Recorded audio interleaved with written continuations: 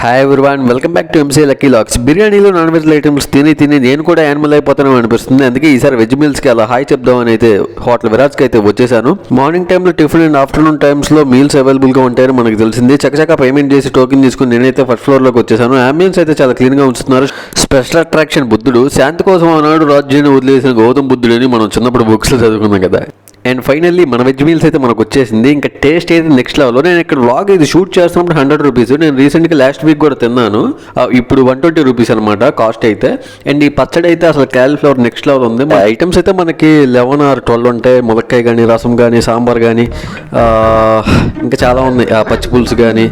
And అందరూ చూస్తున్నాను కొంచెం నేనైతే డీసెంట్గా తినడానికి స్టార్ట్ చేశాను. అండ్ ఈ లోపు తింటే వెనకాల నుంచి ఒక ఆంటీ గారు, ఎప్పుడు చూసినా మా ఇంట్లో పడి తింటావేనా? నీకు అసలు కొంప గోడు ఇల్లు వాకిలు లేవా? ఫైనల్లో పెరిగినంత మొత్తం కంప్లీట్ చేశాను. నెక్స్ట్ వ్లాగ్లో మళ్ళీ కలుద్దాం. Bye friends.